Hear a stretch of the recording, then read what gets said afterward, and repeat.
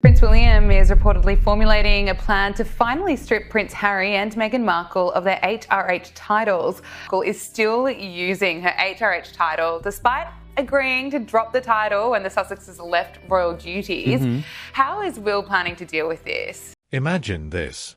You wake up one morning, sip your coffee, open the news, and discover a group of Britain's most powerful lawmakers are quietly preparing to erase your royal identity.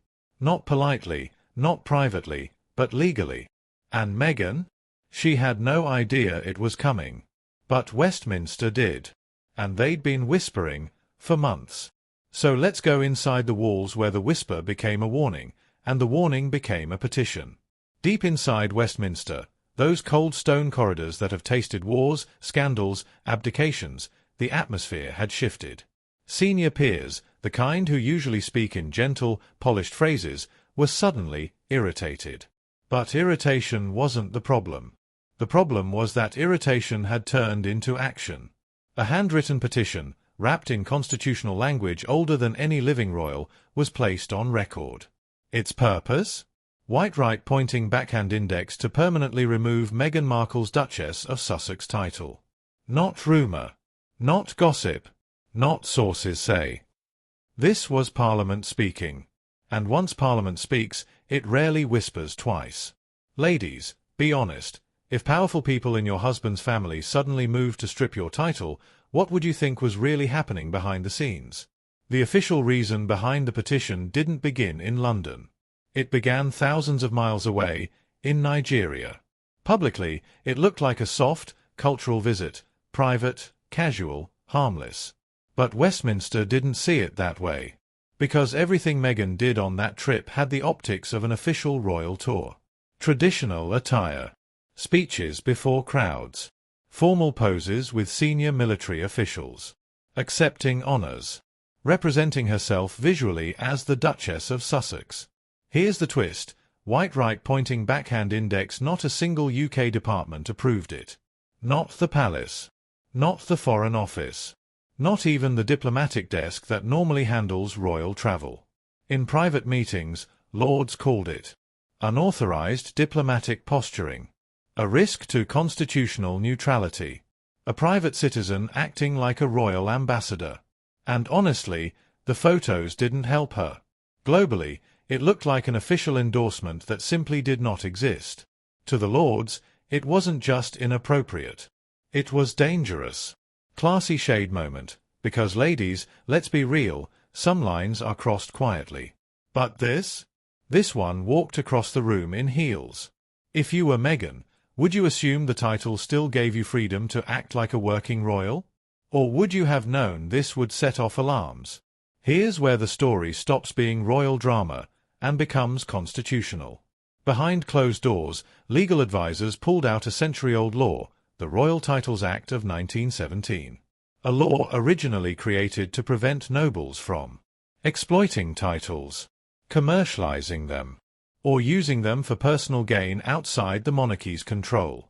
And according to several advisers, Meghan's public use of the Duchess title, especially in media and business projects, might fall under that definition. Netflix, Spotify, Art Jewel, brand deals. Documentaries beginning with Duke and Duchess of Sussex in royal-style fonts. Even the attempt to trademark Sussex Royal. To Westminster, this didn't look like accidental overlap. It looked like a strategy. A transformation of the title into a global brand asset. One peer allegedly called it commercialization wrapped in royal prestige. Another said, turning a hereditary title into a marketing engine. Ladies, do you think Meghan was using the title simply because it was hers, or because she knew it amplified every project she launched? What truly escalated everything wasn't just the Nigeria trip. It was the pattern. The House of Lords mapped out 4 years of Meghan's public behavior. The Oprah interview. Archetypes podcast accusations. Public critiques of the monarchy. Global media appearances that contradicted palace silence.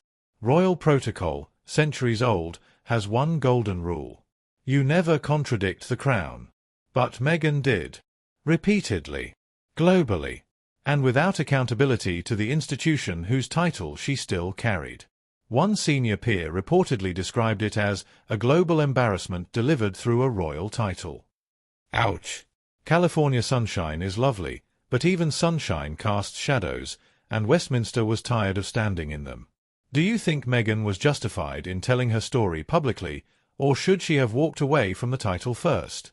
While the palace remained silent, the public did not. A major YouGov poll revealed 77% believed Meghan should lose the title. 61% said Harry should lose his as well. That number shocked Parliament. Not because they agreed, but because public opinion becomes pressure. Pressure becomes mandate. Mandate becomes action. And suddenly, the petition gained momentum. Not from royalists. Not from tabloids. From lawmakers. Because the public had decided something very simple. The title no longer represented duty. It represented Hollywood.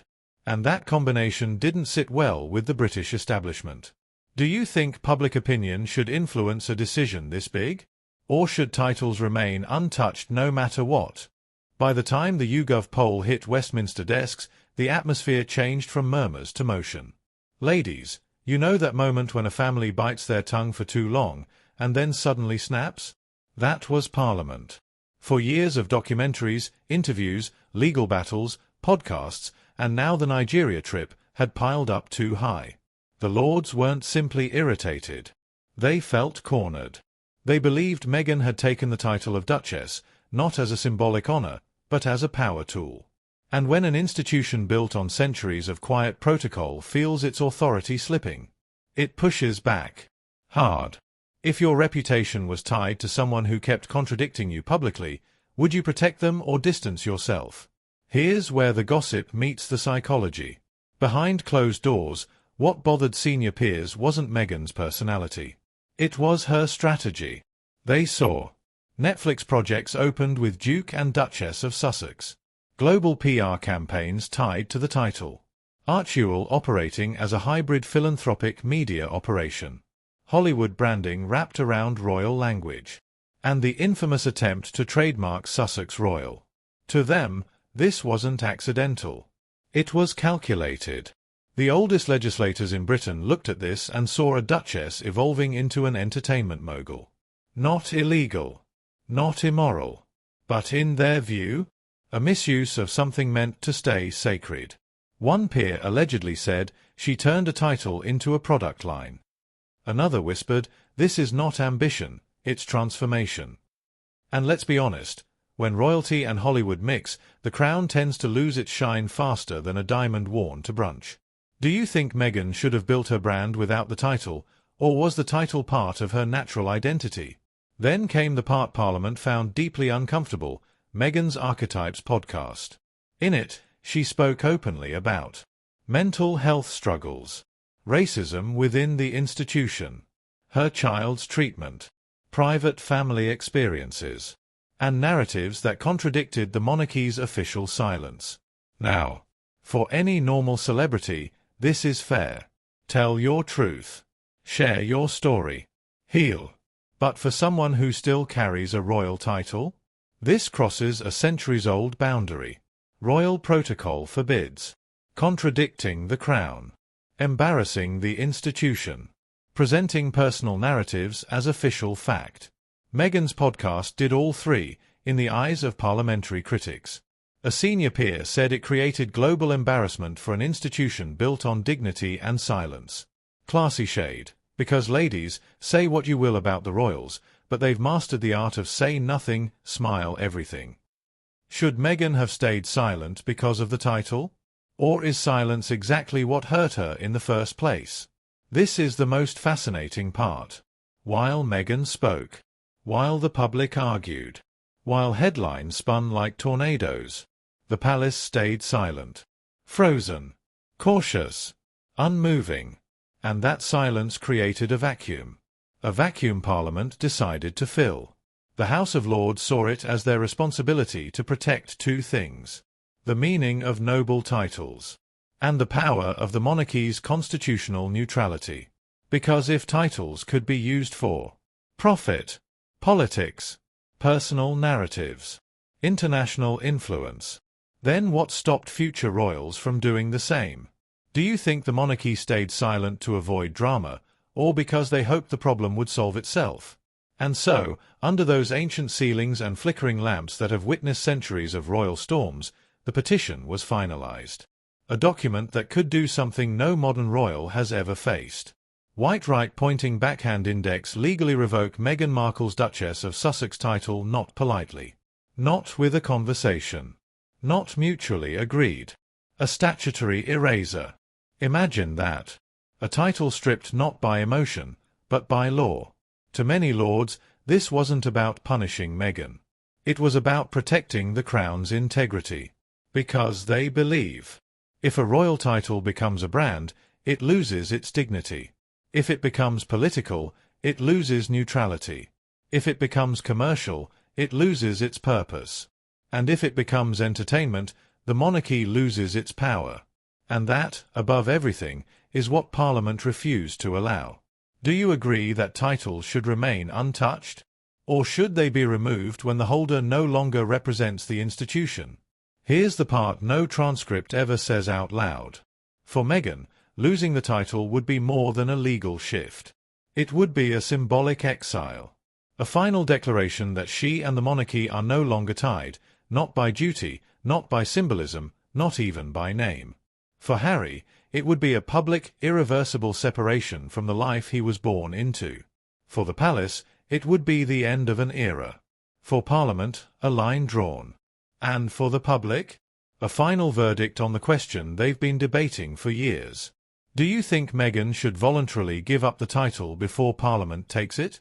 Or should she fight back? So here we are. A duchess in California. A petition in Westminster. A monarchy standing still. And Parliament stepping forward. The future of the Duchess of Sussex title now hangs by a fragile thread, one that could snap at any moment.